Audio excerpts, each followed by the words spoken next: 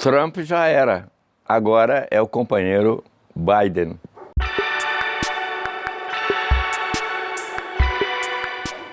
Essa semana o presidente Bolsonaro teve um encontro com o presidente dos Estados Unidos, Joe Biden.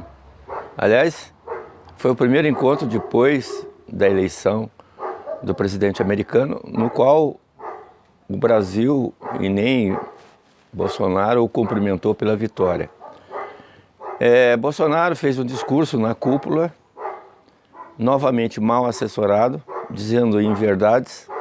Não sei por que razão ele insiste em fazer isso, principalmente na questão da Amazônia, que o mundo todo controla a Amazônia, todo mundo sabe como é que está a situação na Amazônia, e ele insiste ainda em dizer que a Amazônia é preservada. Ou seja, eu não sei qual é o objetivo do presidente Bolsonaro insistir nessas inverdades. Porque o mundo todo sabe o que está acontecendo na Amazônia, menos ele, me parece. Todo mundo sabe que a Amazônia está nesse estado porque ele destruiu todo o sistema de controle.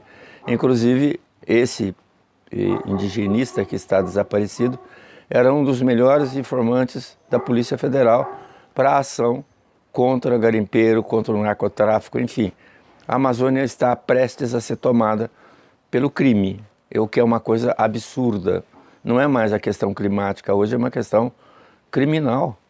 A Amazônia está sendo invadida por garimpeiros, por mineradores, ou seja, porque não tem controle, não tem gente para controlar. Apesar da gente viver no mundo da tecnologia.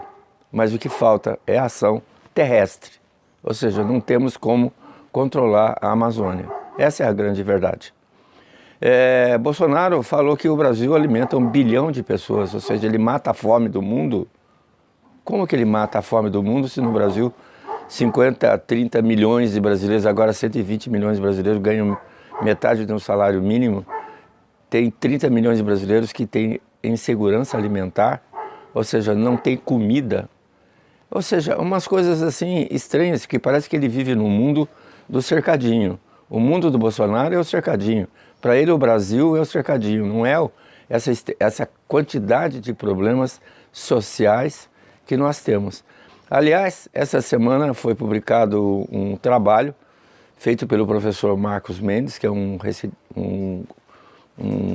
economista que estuda políticas públicas no Brasil, e ele fez um relato das políticas públicas que no Brasil empobrecem o Brasil. Pelo contrário, ao invés de resolver os problemas sociais, eles trazem mais prejuízo para o país. Em uma análise de 20 anos de políticas públicas, em que nesses 20 anos a maioria foi do PT, 80% dos projetos públicos, não é? Ou seja, sociais, não deram certo. Ou seja, onde é que nós vamos, de uma certa forma, colocar esse país dentro de uma determinada sequência natural de crescimento e de desenvolvimento? Ou seja, só temos pessoas que fazem experiência e que não têm a mínima relação com as verbas públicas. Onde é que a gente vai parar com isso? Ou seja, será que nós não temos gente capacitada para criar programas sociais, controlar esses programas sociais e fazer uma análise do fato de se esse programa deu certo ou não deu certo? Ou seja, até quando nós vamos ter essa dificuldade de criar políticas públicas que dão certo num país escasso de recursos?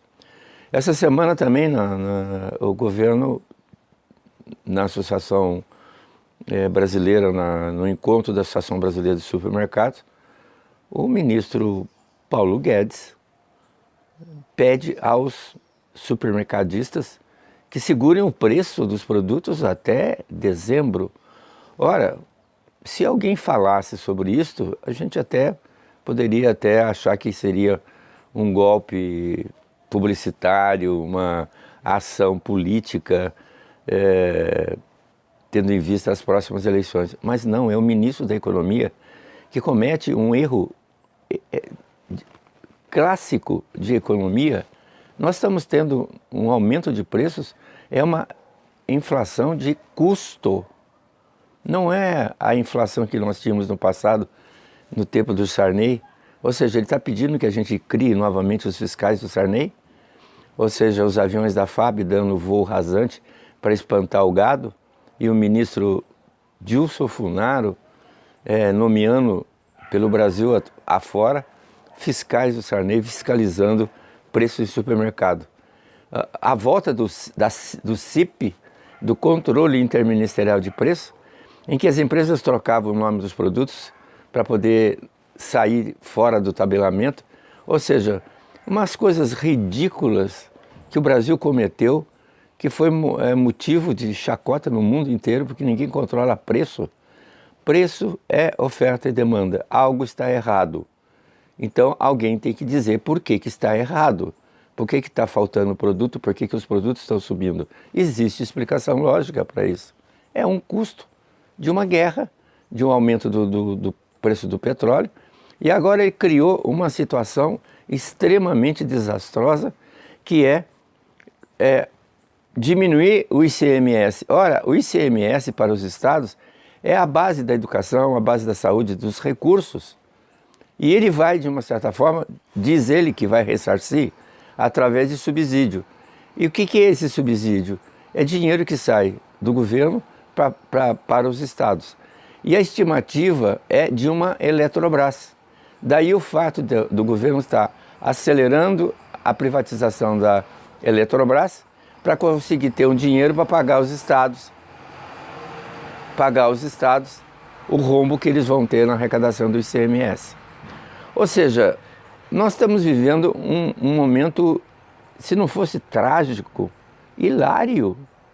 Os dois ministros agora do Supremo Tribunal Federal, eleitos, indicados por Bolsonaro, me parece que estão criando um problema que não é jurídico, é meramente político, para dizer à sociedade que tudo que é de direito, tudo que é vontade do presidente da República está sendo boicotado pelo Supremo Tribunal Federal. Porque não tem lógica um ministro do Supremo Tribunal Federal, numa decisão monocrática,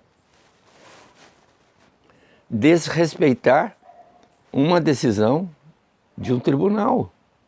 E agora o outro, o segundo indicado para ele, o tremendamente, né, acho que é isso a expressão que ele usava, tremendamente religioso, né, esse é o outro ministro do Supremo Tribunal Federal, acompanhando o outro.